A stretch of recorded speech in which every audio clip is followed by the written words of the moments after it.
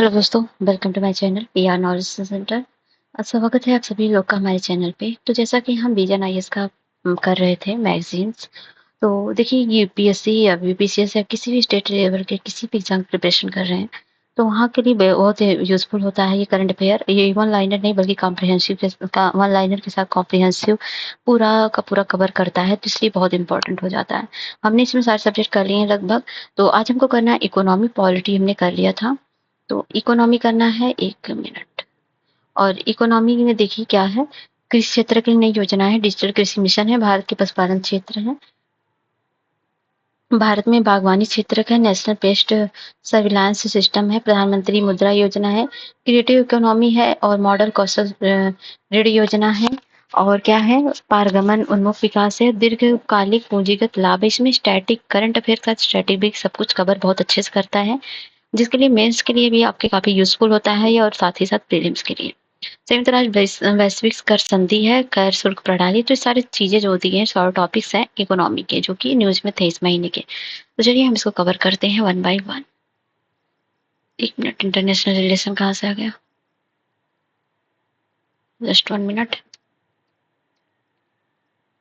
ठीक है, तो इकोनॉमी हमको करना था ना। तो देखिए इकोनॉमी पहला न्यूज है, चलिए कवर करते हैं वन बाय वन। तो इकोनॉमी का पहला न्यूज क्या है, इसमें देखिए कृषि क्षेत्र के लिए नई योजनाएं हैं, जिसमें new schemes for agriculture sector है।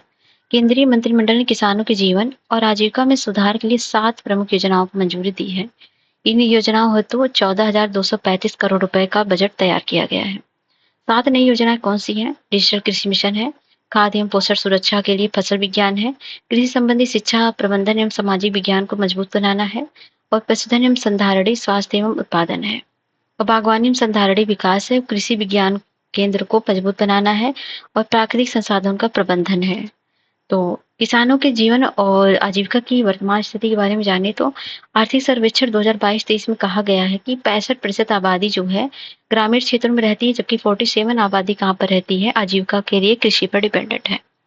और 2018-19 में भारतीय किसानों की औसत मासिक आय कितनी थी, 10,218 रुपए थी। किसानों की आजीविका बढ़ाने में समस्याएं बाधाएं हैं, जैसे तकनीकी समस्याएं हैं। भारत में केवल 47% कृषि कार्य मशीनीकृत हैं, जबकि चाइना में 60% और ब्राजील में 75% विकासशील देशों की तुलना में काफी कम है।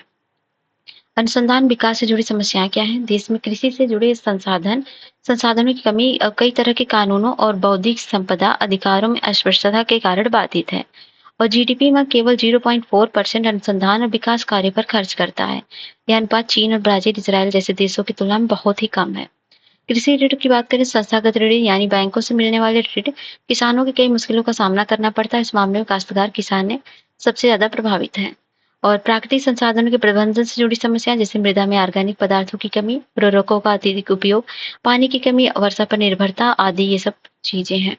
और आपूर्ति श्रृंखला में चिंताएं क्या है, अपर्याप्त बुनियादी ढांचे हैं, 30 से 35% फल और सब्जियां नष्ट हो जाती है जिसकी वजह से, और इन फसलों में फसल कटाई, भंडारण, ग्रेडिंग और परिवहन, पैकेजिंग, वितरण शामिल है। निर्यात में बाधाएं, प्रशुल्क व्यापार बाधाएं हैं, जैसे सैनिटरी और फाइटोसैनिटरी उपाय तथा कृषि और प्रसंस्कृत खाद्य उत्पादों में आयात के लिए सख्त दिशा निर्देश के भारत में निर्यात में बाधा डालते हैं। कम उत्पादकता है और प्रति हेक्टेयर जो बहुत कमी होती है, कम उत्पादन है। अन्य मुद्दे हैं, अनियमित जलवायु पैटर्न है, और उपज के बदले कम कीमत प्राप्ति होता है, ये सब है। नई योजनाएं किसानों के जीवन और आजीविका को बेहतर बनाने में कैसे मदद करेंगी, देखिए इसमें प्रौद्योगिकी का लाभ उठाना होगा। डिजिटल कृषि मिशन है, जिसके तहत परिशुद्ध खेती के जरिए संभावित उपज हानि को कम करने में मदद मिलेगी। डिजिटल भूमि नक्शा कृषि के लिए उपयुक्त भूमि की पहचान करने और भूमि उपयोगों में सुधार करने में मदद कर सकता है। मौसमों का पूर्वानुमान और जलवायु मॉडलिंग के द्वारा मौसमी घटनाओं के बारे में बता सकता है। खाद्य एवं पोषण सुरक्षा के लिए फसल विज्ञान है इसमें। और कृषि शिक्षा और आउटरीच है, जिसमें कृषि संबंधी शिक्षा, प्रबंधन और सामाजिक विज्ञान को मजबूत बनाने से ग्रामीण विकास के सिद्धांतों को नई ऊंचाई पर लिया जा सकता है। ठीक है, और कृषि उप क्षेत्रों पर विशेष ध्यान दिया गया है, जिसमें पशुधन और बागवानी क्षेत्रों के लिए योजनाएं और उच्च उत्पादन क्षमता वाले इन क्षेत्रों में संधारणीय तरीके से उत्पादकता को बढ़ाने में मदद मिलेगी।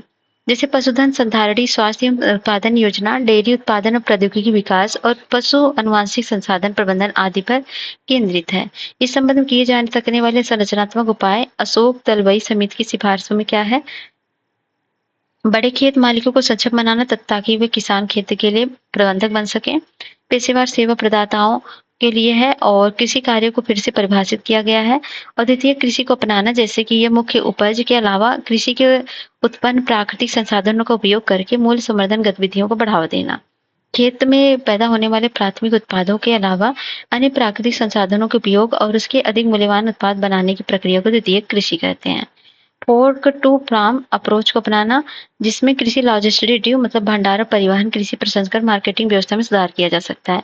फसल की प्रतिस्थापन अनुपात को बढ़ावा देना, जल प्रबंधन ठीक करना और कृषि क्षेत्र का विविधीकरण, जैसे केवल मुख्य अनाज की बजाय पोषक अनाज की खेती, केवल खाद्यान्न अनाज की बजाय सब्जी और फलों की खेती, फूलों की खेती, केवल कार्बोहाइड्रेट की बजाय प्रोटीन युक्त खाद्य उत्पादों की खेती और केवल पादप वनस्पति आधारित प्रोटीन के बजाय पादप पशु जीव और आधारित प्रोटीन, अंडे, दूध, मांस, मछली पर भी ध्यान केंद्रित करना और केवल खेत में फसल पर निर्भरता की बजाय बागवानी, डेयरी और पशु मत्स्य पालन को अपनाना। डिजिटल एग्रीकल्चर मिशन क्या है? तो हाल ही में केंद्रीय मंत्रिमंडल ने डिजिटल कृषि मिशन को मंजूरी दी है। इसके लिए 2,817 करोड़ रुपए का बजट निर्धारित किया गया है। यह डिजिटल पब्लिक इंफ्रास्ट्रक्चर की संरचना पर आधारित एक अम्ब्रेला योजना है। इसका उद्देश्य किसानों के जीवन को बेहतर बनाने के लिए प्रौद्योगिकी का उपयोग करना है। यह मिशन डीपीआई को लागू करने की केंद्रीय बजट 2024-25 में घोषणा के अनुरूप है। तो डिजिटल मिशन की जो है मुख्य विशेषताएं क्या है? यह 2 आधारभूत पिलर्स पर आधारित, एक तो एग्री स्टैक पर और किसान, जिसमें यह किसान डीपीआई इसका उपयोग किसानों की सेवाओं और योजनाओं के वितरण को सुविधाजनक बनाने के लिए इसके 3 प्रमुख गठन किसानों की रजिस्ट्री, जियो रेफरेंस्ड गांव के नक्शे और फसल बुआई रजिस्ट्री है। ठीक है। और किस कृषि निर्णय सहायक प्रणाली क्या है? सूखा, बाढ़ की निगरानी, भूमि स्थानीय डेटा और मौसम संबंधी उपग्रह आधारित डेटा को इकट्ठा करना, भूजल की उपलब्धता संबंधी डेटा और फसल बीमा और फसल की उपज के लिए मॉडल बनाना। कृषि निर्णय सहायता प्रणाली है और मृदा प्रोफाइल मैपिंग है, जिसमें 142 मिलियन हेक्टेयर कृषि भूमि के लिए लगभग 1:10,000 स्केल पर विस्तृत मृदा प्रोफाइल मैपिंग की जाएगी। डिजिटल सामान्य फसल अनुमान सर्वेक्षण ये वैज्ञानिक रूप से डिजाइन किया गया क्रॉप काउंटिंग एक्सपेरिमेंट के आधार पर उपज का अनुमान प्रदान करेगा। मुख्य लक्ष्य 3 वर्षों में 11 करोड़ किसानों को डिजिटल पहचान जनरेट करना और लगभग 24-25 में 6 करोड़ वित्त और 25-26 में 3 करोड़ वित्त, जो 26-27 में 2 करोड़ वित्त देना है। और डिजिटल फसल सर्वेक्षण 2 वर्षों में पूरे देश में शुरू किया जाएगा और जिसमें वित्त वर्ष 2024-25 में 400 जिले और वर्ष 25-26 में सभी जिले शामिल होंगे।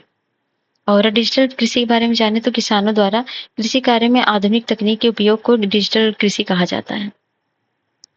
ठीक है। और बाकी देख सकते हैं 2019 में भारत ने टिड्डियों से निपटने के लिए ड्रोन का उपयोग किया था डिजिटल तकनीक के द्वारा और एर्गोस का ग्रेन बैंक मॉडल प्रस्तुत किया गया था और युक्तिक ग्रीनेंस था।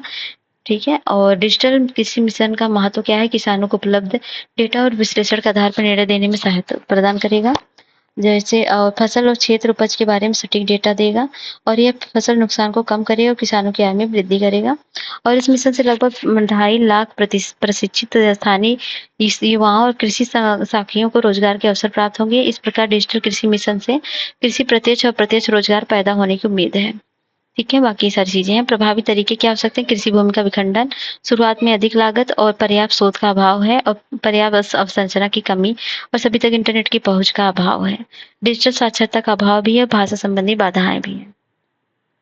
डिजिटल कृषि को बढ़ावा देने के पहले क्या है? जैसे कि India digital agriculture ecosystem framework है। इसका उद्देश्य किसानों को तथा एकीकृत डेटाबेस बनाना है ताकि कृषि केंद्रीय नवीन और समाधान विकसित किया जा सके। और इसमें कृषि में राष्ट्रीय ई गवर्नेंस योजना है, जिसका उद्देश्य किसानों को खेती से संबंधित आवश्यक जानकारी निःशुल्क उपलब्ध कराना है। बाजार आधारित उपाय जैसे कि राष्ट्रीय कृषि बाजार इनाम है और भूमि का नक्शा बनाने के लिए ड्रोन भी है। एआई पर राष्ट्रीय रणनीति है। किसानों की सहायता तो विभिन्न एप्लीकेशंस भी हैं, जैसे प्रधानमंत्री किसान मोबाइल ऐप, किसान सुविधा ऐप और बागवानी विकास के लिए हॉटनेट परियोजना आदि। निष्कर्ष क्या? डिजिटल कृषि के लाभों से को प्राप्त करने के लिए तकनीकी वाहनीयता पहुंच, इस्तेमाल में आसानी, आसान रख-रखाव, समय पर शिकायत निवारण, अनुसंधान विकास का मजबूत परिवेश और उचित नीतिगत जो है समर्थन आदि उपायों पर ध्यान देना सर्वोपरि है। और डिजिटल कृषि मिशन उपर्युक्त लक्ष्यों को प्राप्त करने और किसानों के जीवन को बेहतर बनाने की दिशा में एक अधिक कदम है। ठीक है। अन्य संबंधित सुर्खियों के बारे में देखें तो केंद्रीय कृषि राज्य मंत्री भू स्थानिक प्लेटफॉर्म कृषि निर्णय सहायता प्रणाली का शुभारंभ किया है। यह फसल की स्थिति, मौसम में पैटर्न, जल संसाधन और मृदा स्वास्थ्य रियल टाइम आधारित जानकारी प्रदान करेगा। इसे केंद्रीय एवं किसान कल्याण मंत्रालय और अंतरिक्ष विभाग द्वारा विकसित किया गया है और रिसैट 1A अंतरिक्ष विभाग के भू पर्यवेक्षण डेटा और अभिलेखी प्रणाली के विजुअलाइजेशन का उपयोग किया गया है। इस क्षेत्र में प्रौद्योगिकी का उपयोग क्या है? रिमोट सेंसिंग और इमेजरी है, ग्लोबल पोजिशनिंग सिस्टम है और संचार प्रौद्योगिकी है, मौसम पूर्वानुमान क्लाइमेट मॉडलिंग है। अंतरिक्ष कृषि मौसम विज्ञान की भूमि आधारित अवलोकन परियोजना का उपयोग करके कृषि उत्पादन का पूर्वानुमान लगाया जा सकता है। और भू सूचना विज्ञान का उपयोग करके जो है मूल्यांकन प्रबंधन परियोजना पर समन्वित कार्यक्रम शुरू किया जा सकता है। ये सब चीजें हैं। और है अगला न्यूज है भारत में पशुधन क्षेत्र के live stock sector in India. तो ये क्या है? तो केंद्रीय मंत्रिमंडल ने सतत पशुधन और स्वास्थ्य और उत्पादन योजना को मंजूरी दी है। इसके लिए कुल 1702 करोड़ रुपए का बजट निर्धारित किया गया है और इस योजना का मुख्य उद्देश्य पशु डेयरी क्षेत्रों में किसानों की आय बढ़ाना है। और इस योजना में निम्नलिखित शामिल है, जैसे पशु स्वास्थ्य प्रबंधन और पशु चिकित्सा संबंधी शिक्षा, डेयरी उत्पादन और प्रौद्योगिकी विकास, पशु आनुवंशिकता संसाधन प्रबंधन और उत्पादन और सुधार, पशु पोषण और जुगाली करने वाले छोटे पशुओं का उत्पादन और विकास। भारत में पशुधन क्षेत्र की स्थिति है। विश्व में पशुधन की सबसे अधिक व्याख्या संख्या जो है भारत में है और भारत भैंस के मांस का सबसे बड़ा उत्पादक है और बकरी के मांस का दूसरा सबसे बड़ा उत्पादक है। भारत में पशुधन क्षेत्र का महत्व क्या है? सकल घरेलू उत्पादकता के योगदान में है, जिसमें स्थिर मूल्य पर कृषि और संबद्ध क्षेत्र को जीबीए में पशुधन क्षेत्र का 30.19% कुल जीबीए में इसका योगदान जो है 5.73% है। रोजगार सृजन में पशुपालन भारत में 70% से अधिक ग्रामीण परिवारों के लिए आजीविका का एक मुख्य स्रोत है। इनमें बड़ा अनुपात लघु और सीमांत किसानों एवं भूमिहीन मजदूरों परिवारों का है। कृषि गतिविधियों के साथ अंतर संबंध है, खाद्य पोषण सुरक्षा भी है। और भारत में पशुधन क्षेत्र से जुड़ी समस्याएं हैं, स्वास्थ्य और पशु चिकित्सा संबंधी समस्याएं, जिसमें पशु रोगों के कारण उच्च आर्थिक नुकसान है और अवसंरचना और मानव संसाधन की कमी भी है और एंटी माइक्रोबियल रेजिस्टेंट की चुनौती है। क्योंकि आपको पता है पशुओं में एंटीबायोटिक दवाओं के उपयोग के मामले में भारत दुनिया में चौथे स्थान पर है। पोल्ट्री क्षेत्र में पशुओं में एंटीबायोटिक दवाओं का सबसे अधिक उपयोग होता है। आर्थिक चिंताएं क्या है? कम उत्पादन, इसकी वजह से पर्याप्त पोषण नहीं मिलना, पशुधन प्रबंधन की खराब व्यवस्था और स्थानीय पशु नस्लों की कम आनुवंशिकता क्षमता। साल 2019-20 में दौरान मवेशियों और मवेशियों की औसत वार्षिक उत्पादन जो थी 1777 किलोग्राम प्रति पशु रही, जबकि वैश्विक औसत जो थी कितनी थी 2699। और असंगठित क्षेत्र के रूप में मौजूद जैसे कुछ मांस उत्पादन का लगभग 50% हिस्सा पंजीकृत और अस्थायी बूचड़खाने से आता है और मार्केटिंग और लेन देन की उच्च लागत है, क्योंकि पशुधन उत्पादों की बिक्री मूल्य का लगभग 15 से 20% है। कम बीमारी कवर प्राप्त होना, मतलब 15.47% पशुधन बीमार कवर के तहत आते हैं। चारे की कमी, भारत में केवल 5% कृषि योग्य भूमि पर चारा उत्पादन होता है, जबकि वैश्विक पशुधन आबादी 11% हिस्सा भारत में है।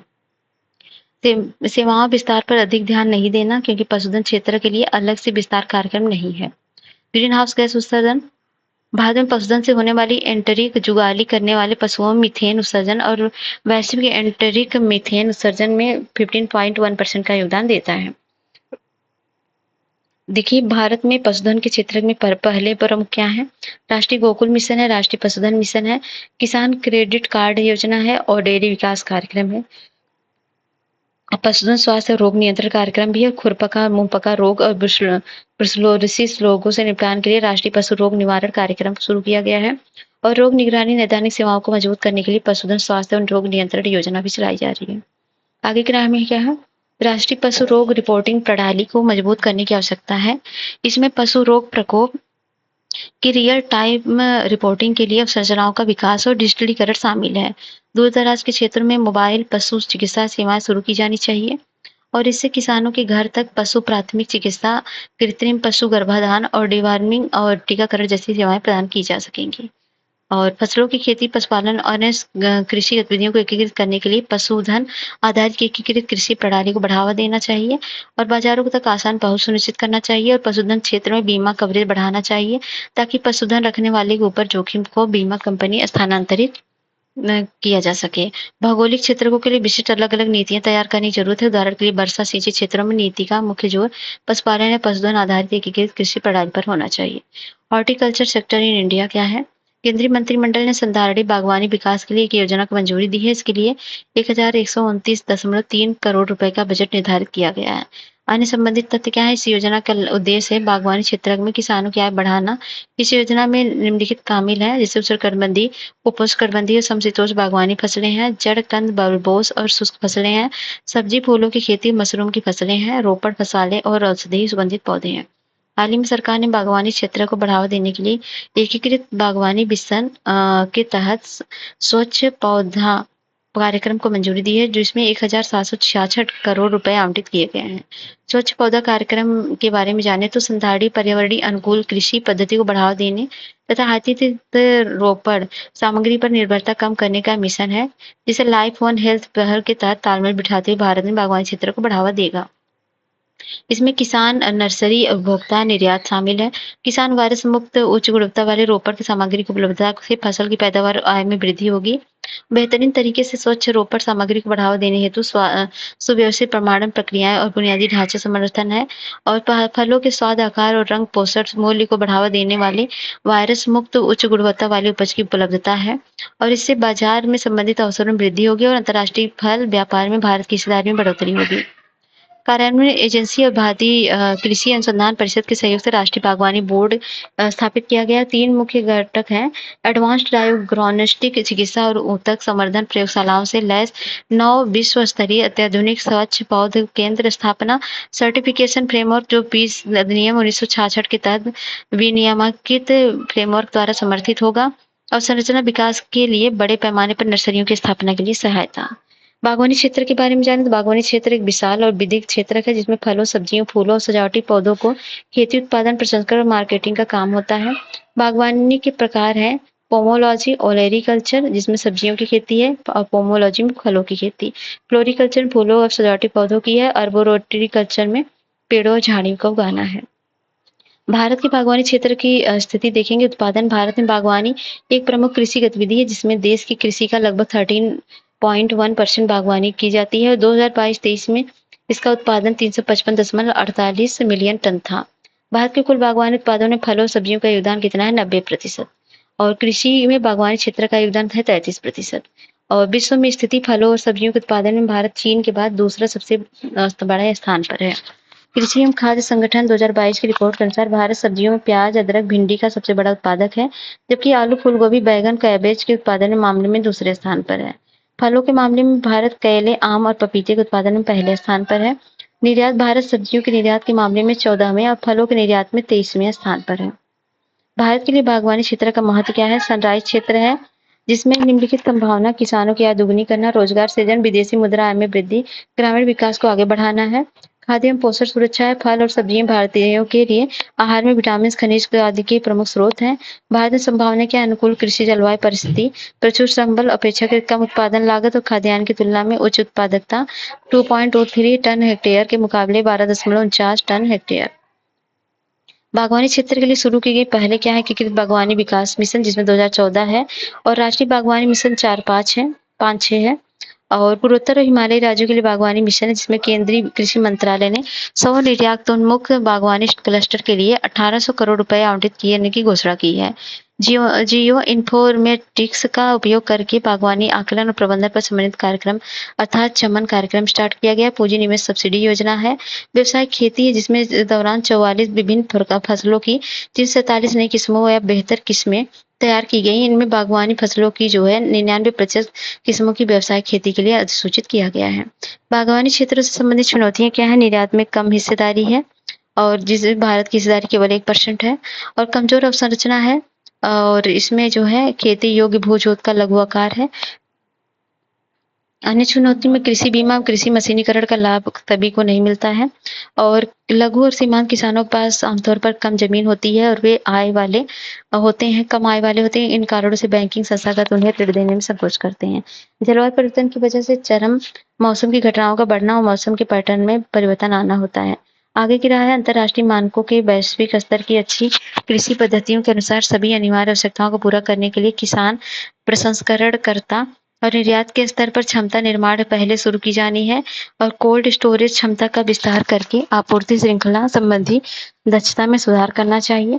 साथ ही फसल कटाई के बाद होने वाले नुकसान को कम करने के लिए बेहतर सड़क, रेलवे और परिवहन अवसंरचना सुनिश्चित करने हेतु निवेश बढ़ाना चाहिए। बाजार की मांग और किसानों की आय बढ़ने के साथ प्रसंस्करण, खाद्य पदार्थ और जूस और जैम जैसे मूल्यवर्धित बागवानी उत्पादों में विकास प्रसार करना चाहिए। व्यवसाय और रोजगार के लिए नए अवसर पैदा करने के लिए बागवानी क्षेत्र में उद्यमशीलता को बढ़ावा देना चाहिए। उत्पादकता और दक्षता सुधार के लिए परिशुद्ध कृषि, हाइड्रोपोनिक्स, ऊतक संवर्धन जैसी कृषि प्रौद्योगिकियों को बढ़ावा देना चाहिए और क्लाइमेट स्मार्ट कृषि विधियों को विकसित करना चाहिए और बढ़ावा देना चाहिए बदलते मौसम पैटर्न के अनुसार। अन्य उपाय में शामिल एकीकृत कीट एवं रोग प्रबंधन, जल बचत और प्रौद्योगिकियों एवं विधियों को बढ़ावा देना, कृषि मशीनीकृत कर बढ़ावा देना, बैंकिंग संस्थाओं से और ऋण प्राप्ति का विस्तार करना आदि है। भारत के कृषि क्षेत्र के बारे में जाने तो चलिए आगे बढ़ते हैं। नेशनल पेस्ट सर्विलेंस सिस्टम क्या है? तो ये क्या है? तो देखिए ये केंद्रीय कृषि मंत्रालय ने नेशनल पेस्ट सर्विलेंस सिस्टम का शुभारंभ किया है। आर्टिफिशियल इंटेलिजेंस पर आधारित एक प्लेटफॉर्म है। ये प्लेटफॉर्म किसानों को पेस्ट्स यानी पीड़कों को नियंत्रित करने के लिए कृषि वैज्ञानिक और विशेषज्ञों से जुड़ने में मदद करेगा। पेस्टिसाइड्स के बारे में जाए तो पेस्टिसाइड कीटनाशक और रासायनिक जैविक पदार्थ होते हैं जिनका उपयोग कीटों, फफूंदों और अन्य हानिकारक जीवों को मारने या नियंत्रित करने, उन्हें हटाने के लिए किया जाता है। यह कृषि, बागवानी आदि क्षेत्रों में व्यापक रूप से उपयोग किए जाते हैं और इनमें आमतौर पर कीटनाशक, कवकनाशी और शाकनाशी और जैव कीटनाशी शामिल होते हैं। नेशनल पेस्ट सर्विलेंस सिस्टम यानी राष्ट्रीय पेस्ट निगरानी प्रणाली के बारे में जाने तो इसका उद्देश्य पेस्टिसाइड के रिटेल विक्रेताओं और किसानों की निर्भरता को कम करना है। पेस्ट प्रबंधन के लिए किसानों में वैज्ञानिक दृष्टिकोण विकसित करना है। शामिल एजेंसियां हैं एनपीएसएस वस्तुतः पौध संरक्षण और क्वारंटाइन जो है भंडार निदेशालय है और सब चीजें हैं। नेक्स्ट हम चलेंगे अगले न्यूज पे, इसमें इतना इम्पोर्टेंट नहीं है। ये है प्रधानमंत्री मुद्रा योजना, ये जानते हैं काफी इम्पोर्टेंट है। तो ये क्या है? तो नीति आयोग ने केपीएमजी जिस प्रधानमंत्री मुद्रा योजना के प्रभाव आकलन पर एक रिपोर्ट जारी की है। पीएमएमवाई क्या है? ये भारत सरकार की फ्लैगशिप योजना है। इस योजना की घोषणा प्रधानमंत्री ने कब की थी? 2015 में। और 2015-16 में इसका प्रस्ताव प्रस्तुत किया गया था और योजना लघु और उद्यमों को कम ब्याज दर पर ऋण उपलब्ध कराने के लिए शुरू की गई थी। इसका उद्देश्य सूक्ष्म और लघु उद्यमों को वित्तीय प्रणाली में लाना और उद्यमिताओं को किफायती ऋण प्रदान करना था। योजना की चिंताएं क्या थी? योजना का प्रकार केंद्रीय क्षेत्र की योजना है। सदस्य ऋणदाता संस्था के माध्यम से ऋण योजना के तहत सार्वजनिक क्षेत्र में बैंक, निजी बैंक और राज्य संचालित सहकारी बैंक और क्षेत्रीय ग्रामीण बैंक और सूक्ष्म वित्त संस्थान, गैर बैंकिंग वित्तीय संस्थान और लघु वित्त बैंक आदि उद्यमियों को कम ब्याज पर ऋण प्रदान करते हैं।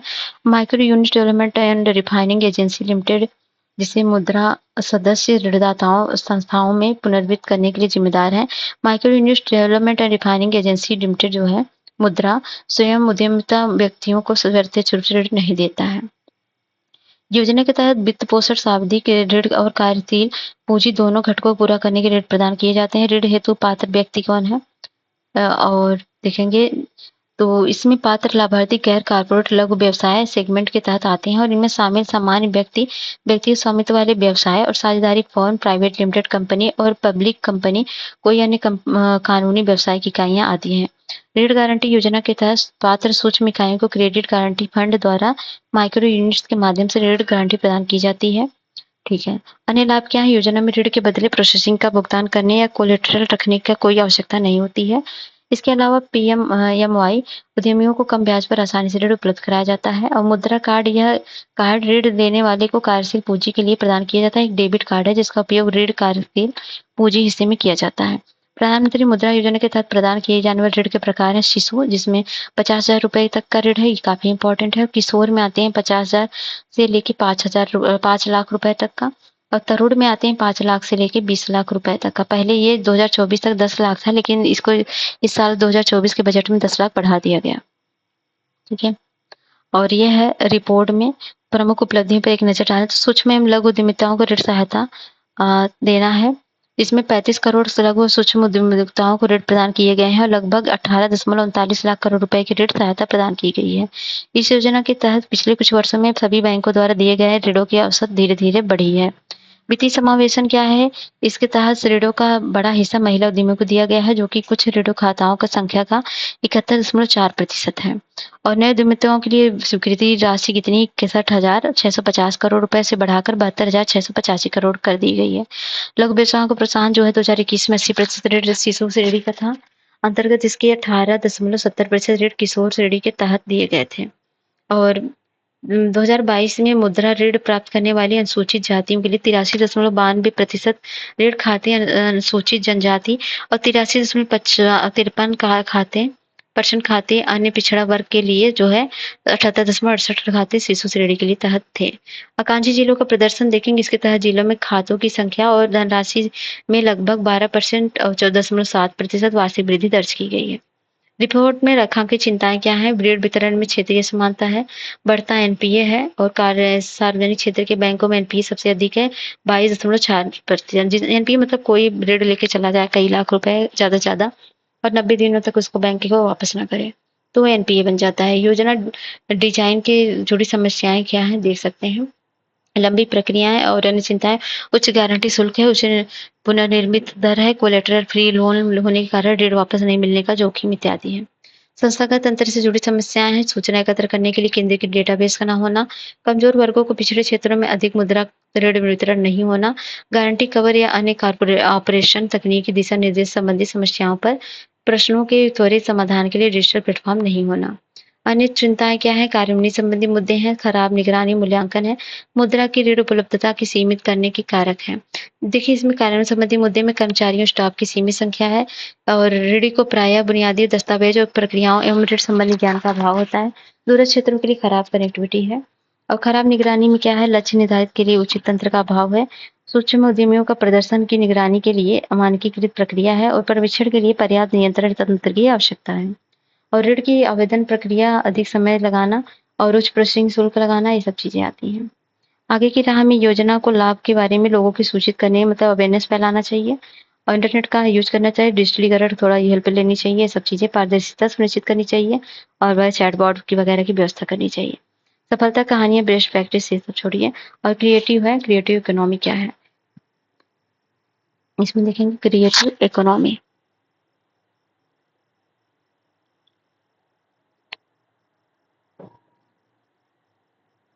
ठीक है, ठीक है। तो ये क्या है? हाल ही में Indian chamber of the commerce all India creative economy पहल की शुरुआत की गई। इसका उद्देश्य भारत की क्रिएटिव इंडस्ट्रीज की विशाल क्षमता का उपयोग करना है। क्रिएटिव इकोनॉमी या ऑरेंज इकोनॉमी के बारे में क्या है? तो यह क्रिएटिव एसेट और पर आधारित एक नई अवधारणा है जिसमें आर्थिक समृद्धि, विकास को बढ़ाने की क्षमता है। प्रस्ताव ज्ञान और आधारित आर्थिक गतिविधियां हैं जिन पर क्रिएटिव इंडस्ट्री आधारित है। तो देखिए, क्रिएटिव इंडस्ट्री में क्या क्या आते हैं और इसमें देखिए पारंपरिक सांस्कृतिक अभिव्यक्ति है जिसमें कला, शिल्प, त्योहार और समारोह है।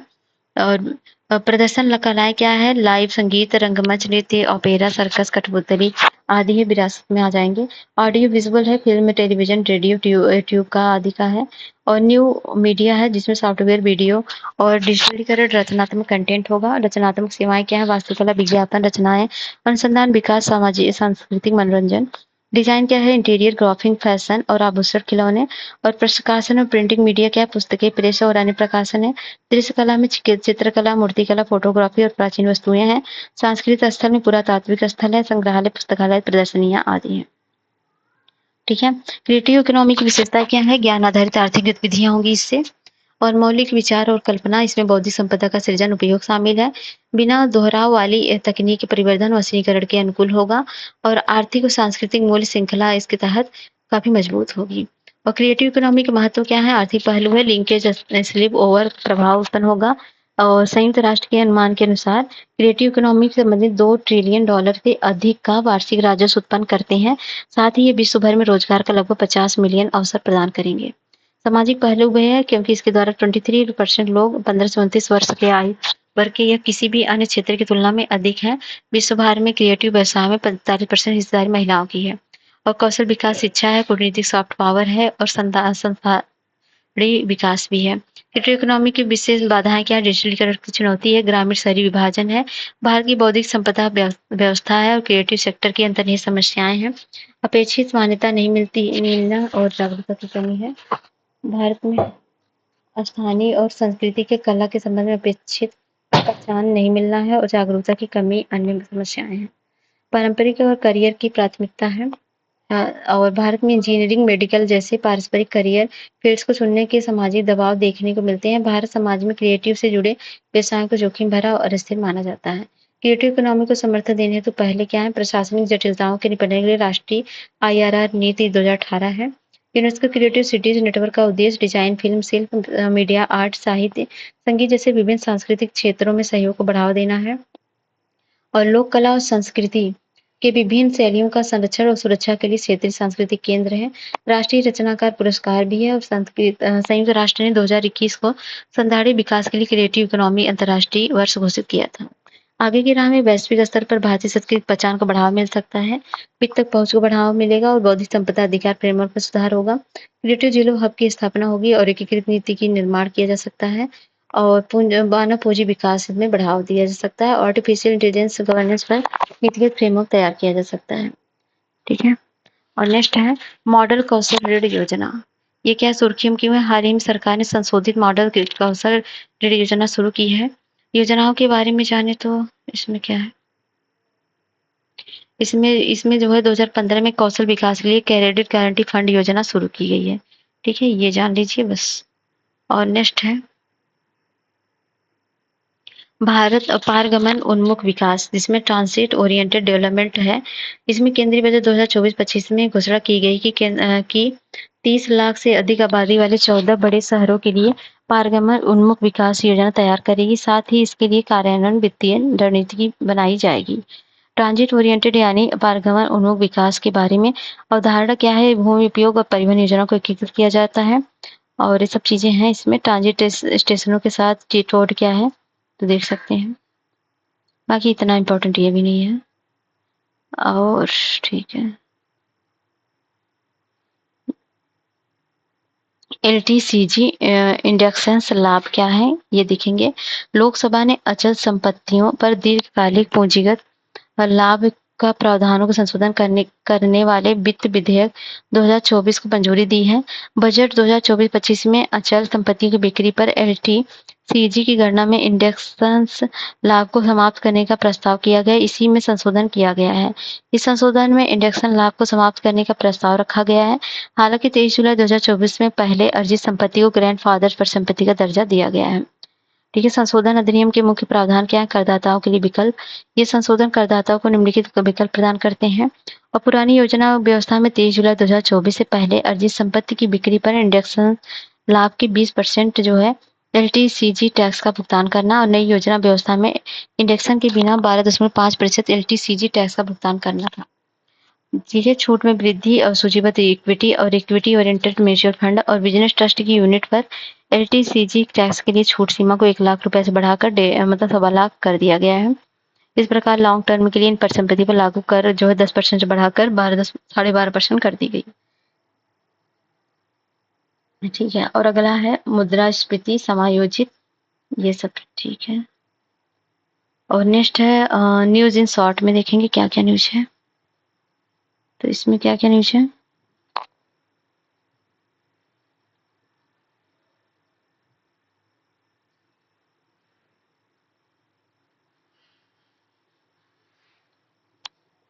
देखेंगे संयुक्त राष्ट्र वैश्विक कर संधि है और इसमें संयुक्त राष्ट्र की तदर्थ समिति ने अंतर्राष्ट्रीय कर सहयोग और संयुक्त राष्ट्र फ्रेमवर्क कन्वेंशन के लिए विचारार्थ विषय पर मसौदा तैयार करने का कार्य सौंपा गया है। और हाल ही में इस समिति ने संयुक्त राष्ट्र वैश्विक कन्वेंशन हेतु मार्गदर्शन के एक सेट को मंजूरी दी है।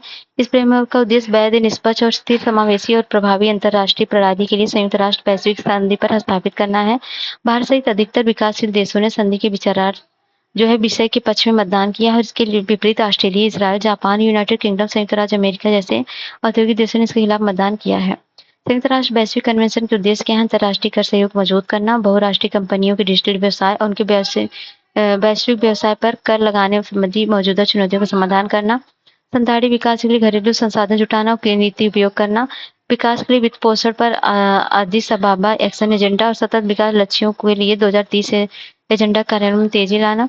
संयुक्त राष्ट्र वैश्विक कन्वेंशन की प्रतिबद्धताएं क्या है? बहुराष्ट्रीय कंपनी पर न्याय संगत कर लगाने सहित कर अधिकारों की उचित आवंटन, उच्च नेटवर्थ वाले व्यक्तियों द्वारा कर संबंधी अवैध वित्तीय लेन-देन, चोरी और कर बचाने की समस्याओं से निपटान, विदेशों में की गई सेवाओं पर प्राप्त आयकर के दायरे में लाने वाली समस्याओं का समाधान। ठीक है। नेक्स्ट है नॉन टैरिफ मेजर्स क्या है? तो विश्व व्यापार संगठन ने विश्व टैरिफ प्रोफाइल 2024 के अनुसार 2023 में भारत और प्रशुल्क उपायों पर उपयोग करने वाला दूसरा सबसे बड़ा देश बना है। एनटीएम जो है गैर प्रशुल्क उपायों के बारे में जाने तो अंतर्राष्ट्रीय व्यापार में किसी देश द्वारा सामान्य सीमा शुल्क लगाने के अलावा अन्य नीतिगत उपाय पर कार्रवाई या उपाय व्यापारिक वस्तुओं की मात्रा या कीमत पर दोनों में बदलाव लाकर वस्तुओं के अंतर्राष्ट्रीय व्यापार को नुकसान पहुंचाने से बचाना है। गैर प्रशुल्क उपायों के उदाहरण है आयाम या निर्यात के लिए वस्तुओं का कोटा तय कर देना, अधिकतम न्यूनतम कीमत निर्धारित करना और सैनिटरी और फाइटोसैनिटरी उपाय और व्यापार में तकनीकी बाधा उत्पन्न करना, ये सब चीजें हैं। ड्रिफ्ट फॉर डेवलपमेंट स्वैप क्या है? तो ड्रिफ्ट फॉर डेवलपमेंट स्वैप अंतर्राष्ट्रीय मुद्रा कोष में एक अप्रोच फ्रेमवर्क पेपर जारी किया है। तो यह सरकार और उसके या अधिक लेनदारों के बीच किया जाने वाला समझौता होता है। इस समझौते के तहत सरकार के ऋण को एक या अधिक देनदारियों के साथ प्रतिस्थापित किया जाता है और इस समझौते में एक विशिष्ट विकास लक्ष्य के प्रति व्यय प्रतिबद्धताएं भी शामिल की जाती हैं। विकास लक्ष्य में प्राकृतिक संरक्षण, जलवायु कार्रवाई, शिक्षा, पोषण, शरणार्थी के लिए सहायता आदि शामिल है। ठीक है। नेक्स्ट है विश्व व्यापार सांख्यिकी समीक्षा। और ये क्या है? ये जो है 2023 के बारे में जाने तो ये विश्व व्यापार संगठन का प्रमुख सांख्यिकी प्रकाशन है और इसमें विश्व व्यापार नवीनतम विकास के रुझानों की चर्चा की है, जिसमें पर मतलब मार्चेंडीज और वाणिज्यिक सेवाओं में वैश्विक व्यापार पर डेटा प्रस्तुत किया गया है। रिपोर्ट के बिंदु पर नजर डालें तो 2023 में वैश्विक कृषि व्यापार में 8वें स्थान पर भारत है और भारत में पड़े निर्यात में 18वें और सेवा निर्यात में 7वें स्थान पर भारत है। 2022 में चीन, संयुक्त राज्य अमेरिका और जर्मनी शीर्ष 3 पूरे निर्यातक थे। Global employment trend for youth 2024 क्या है? ये युवाओं के लिए जो है ग्लोबल एम्प्लॉयमेंट ट्रेंड्स का प्रकाशन 20वीं वर्षगांठ के अवसर पर जारी की गई और रिपोर्ट युवाओं हेतु रोजगार के लिए उपलब्धि, चुनौतियां और दृष्टिकोण पर केंद्रित है। रिपोर्ट के मुख्य बिंदुओं पर नजर डालें तो कोविड महामारी के बाद स्थिति जो है बारे में है और उसमें नीट के बारे में, जैसे युवा रोजगार और शिक्षण प्रशिक्षण किसी भी संलग्न नहीं है, not in employed and education और ट्रेनिंग की स्थिति में जो है 20.4% जो है नीट्स हैं। आंकड़े से पता चलते हैं कि बहुत बड़ी संख्या में युवा श्रम बल से बाहर हैं। नीट में शामिल प्रत्येक 3 युवाओं में 2 युवतियां हैं और अवसर की असमानताएं हैं। 5 में से 4 वयस्क नियमित वेतन पाने वाले रोजगार में संलग्न हैं, जबकि कम आय वाले देशों में यह आंकड़ा 5 में से 1 है। क्षेत्रीय असमानताएं हैं। अफ्रीका में 2050 तक युवा श्रम बल में वृद्धि होगी, जबकि दुनिया के अन्य क्षेत्रों में युवा श्रम बल में गिरावट आएगी। इसके अलावा अरब देशों और अफ्रीकी देशों में 3 में से 1 युवा बेरोजगार है। युवा कल्याण चिंता है, शैक्षणिक योग्यता संबंधी असंगत है। ठीक है। अगला है बैंकिंग कानून विधेयक 2024 लोकसभा में पेश किया गया।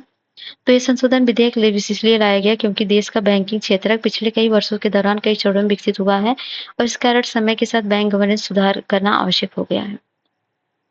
तो इसमें विधेयक में संशोधन का प्रस्ताव है आरबीआई अधिनियम 1934, बैंकिंग अधिनियम 1949, एसबीआई अधिनियम 1955 है, बैंकिंग कंपनी अधिनियम 1970 है, बैंकिंग कंपनी उपक्रमों अधिग्रहण हस्तांतरण अधिनियम 1980 भी है। विधेयक के प्रावधान के नजर में नॉमिनी व्यक्तियों की संख्या में वृद्धि और निवेशक शिक्षा और सुरक्षा निधि है, शेयर धारिता में पर्याप्त वृद्धि हुई है और सहकारी बैंकों के लिए प्रावधान है, जिसमें सहकारी बैंक निदेशालय के 8 वर्ष से बढ़ाकर 10 वर्ष करने का प्रावधान किया गया है। और investor education and protection fund देखेंगे तो इस कंपनी में 1956 के तहत कंपनी अधिनियम 1999 के माध्यम से स्थापित किया गया है। निवेशकों के बीच जागरूकता को बढ़ावा देना और निवेशकों के हितों की रक्षा करना इसका उद्देश्य है। विधेयक का महत्व क्या है? रिजर्व बैंक को की जाने वाली रिपोर्टिंग निरंतरता प्रदान करेगा। नॉमिनी व्यक्तियों की संख्या बढ़ाने से दावा न की गई जमा राशि को कम करने में मदद मिलेगी। बिना दावे के जमा राशि बजट लागू बैंकों में बैलेंस राशि है और इन खातों का 10 वर्षों में संचालन नहीं किया जा रहा है, तो यह फिर मैच्योरिटी की तारीख से जो है 10 वर्षों के भीतर दावा नहीं कर सावधि जमाएं होंगी। आरबीआई के सहकारी बैंकों में गैर निष्पादित परिसंपत्तियों के प्रोविजन मानदंडों में संशोधन किया गया है। नए मानदंडों की आवश्यकता इसलिए बढ़ी क्योंकि कुछ बैंक गैर निष्पादित परिसंपत्तियों के लिए आवश्यक प्रोविजंस को व्यय के रूप में दर्ज नहीं कर रहे हैं। नए मानदंड शहरी सहकारी बैंकों, राज्य सहकारी बैंकों और केंद्रीय सहकारी बैंकों पर लागू नहीं होंगे। और यह नए मानदंड बैंक एंड हाउसहोल्ड डेब्ट रिजर्व के निर्धारण में एकरूपता लाएंगे। नई सहकारी बैंक में बैड लोन्स के निपटने और वित्तीय स्थिरता प्राप्ति होगी। और BDDR अन्य श्रेणियों में संबंधित सभी प्रोविजंस, इनकम ये सब चीजें हैं, थोड़ा देख लीजिएगा। और फ्रंट रनिंग क्या है, इसमें सेबी ने धोखाधड़ी वाले लेन-देन और फ्रंट रनिंग को रोकने के लिए म्यूचुअल फंड्स हेतु मानदंड सूचित किया है। और व्हाइट फैटे कैटेगरी फैक्टर्स क्या है, इस व्हाइट कैटेगरी सेक्टर को अब वायु प्रदूषण निवारण अधिनियम 1981 और जल प्रदूषण नियंत्रण अधिनियम 1974 के तहत स्थापित संचालित करने के लिए राज्य प्रदूषण नियंत्रण बोर्ड की पूर्व अनुमति की आवश्यकता नहीं है। तो ये सब चीजें हैं। जलवायु अनुकूलन और बायो फोर्टिफाइड फसलों की किस्में जारी की गई हैं। प्रधानमंत्री मंत्री उच्च उपज देने वाले जलवायु अनुकूल और बायो फोर्टिफाइड जो है फसलों की 109 किस्में जारी की हैं, ये है। और फसल सुधार के लिए सब चीजें हैं। और खुला बाजार बिक्री योजना है। इसमें क्या है, 1 अगस्त 2024 से नीलामी में भाग लिए बिना खुला बाजार बिक्री योजना के तहत भारतीय खाद्य निगम की खरीद कर सकते हैं। इसका लक्ष्य खरीद सीजन की शुरुआत से पहले स्टॉक में भारी अधिशेष में कमी करना है, मतलब कम करना है इसको। और ये क्या है, नेक्स्ट है समुद्री सीवार और मूल्य श्रृंखला पर नीति आयोग की रिपोर्ट है। नीति आयोग ने समुद्री सीवार मूल्य श्रृंखला के विकास की रणनीति शीर्षक में रिपोर्ट प्रकाशित की है। समुद्री सीवार कई प्रकार के समुद्री पादप सड़े शैवाल होते हैं। ये समुद्री नदियों, झीलों और अन्य जल निकाय में पनपते हैं। और समुद्री सीवार की खेती जलीय कृषि का हिस्सा है। मत्स्यिकी और जलीय कृषि क्षेत्र में भारत के सकल घरेलू उत्पाद का 1.5% है। समुद्री सीवार खेती से महत्व है, आर्थिक महत्व है, पर्यावरणीय महत्व है और अनिवार्य पोषक तत्व का है, जैसे विटामिन ए, B1 और B12 वगैरह। समुद्री सीवार खेती की समझ चुनौतियां हैं, एक व्यापक रणनीति ढांचे की कमी है, गुणवत्ता वाले बीजों की उपलब्धता कमी है, और पारिस्थितिक संबंधी चुनौती है। सीवार खेती को बढ़ावा देने के लिए की गई सिफारिशें विनियामक गवर्नेंस संबंधी सुधार है, सामाजिक सुरक्षा, वित्तीय सहायता है और बुनियादी ढांचा संस्थान है। अगला है ग्रेन ATM। तो विश्व खाद्य कार्यक्रम ने उड़ीसा सरकार में संयुक्त रूप से भुवनेश्वर में 24x7 ग्रेन ATM शुरू किया है।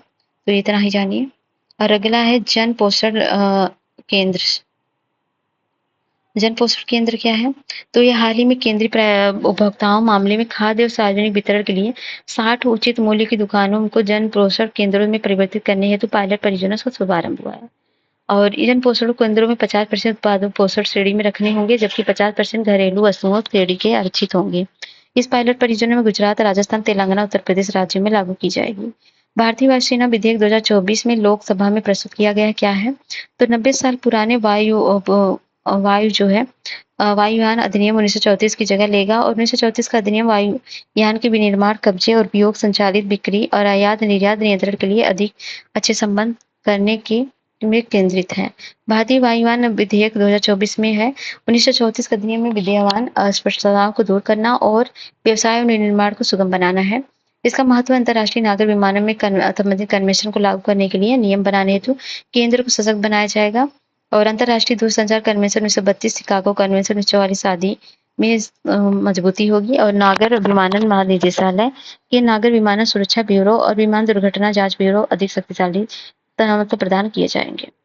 और अगला है सुराज्य रिकग्निशन एंड ट्रैकिंग फ्रेमवर्क। क्या है, इसमें भारतीय गुणवत्ता परिषद सुराज्य रिकग्निशन एंड रैंकिंग फ्रेमवर्क प्रस्तुत किया गया है। इसमें QCI सुराज्य के रिकग्निशन एंड रैंकिंग फ्रेमवर्क के बारे में जाने, तो इसका उद्देश्य विकसित भारत के लक्ष्य को प्राप्त करने के लिए गुणवत्ता और नवाचार उत्कृष्टता प्राप्त करने वाले राज्यों एवं संगठनों को मान्यता देना, इसका पुरस्कार का उद्देश्य है। इसमें 4 स्तंभ है, शिक्षा, स्वास्थ्य, समृद्धि और सुशासन। और इसमें भारतीय गुणवत्ता परिषद है, जिसमें 1996 में प्रत्यायन के लिए राष्ट्रीय निकाय के रूप में स्थापित किया गया है। यह सोसाइटी पंजीकरण अधिनियम 1960 के तहत एक स्वायत्त गैर लाभकारी संगठन है। इसे यूरोपीय संघ के विशेष विषय की सिफारिश पर स्थापित किया गया है। एक केंद्र सरकार, associated chambers of the commerce industry, भारतीय उद्योग परिसंघ और federal of the Indian chambers of commerce and industry के रूप में संयुक्त रूप में स्थापित किया गया है। नोडल विभाग है वाणिज्य और उद्योग मंत्रालय का, उद्योग संवर्धन और आंतरिक व्यापार विभाग है। ठीक है, और नेक्स्ट देखेंगे भारत में लिथियम भंडार। तो ये जो है परमाणु खनिज अन्वेषण और अनुसंधान निदेशालय ने मांड्या जिले में 1600 टन में लिथियम भंडार की खोज की है। और देश में लिथियम भंडार की खोज का महत्व है, लिथियम आयात निर्भरता में कमी आएगी। वर्तमान में भारत प्रमुख रूप से चीन और हांगकांग में लिथियम के निर्भर है। और ऊर्जा भंडारण आवश्यकता ग्रीन ऊर्जा अपनाने में आत्मनिर्भरता को बढ़ावा मिलेगा, औद्योगिक विकास बढ़ेगा। और लिथियम के बारे में जाने तो ये सफेद सोना, व्हाइट गोल्ड कहते हैं। ये देखिए बोल्विया में है, चिली में है, अर्जेंटीना में, ऑस्ट्रेलिया में इतना % है और भारत में 5.9% है। ठीक है, देख सकते हैं सबसे ज़्यादा बोल्विया में है। और लिथियम जो सफेद सोना है, नरम चांदी जैसे सफेद क्षारीय विषाक्त धातु है।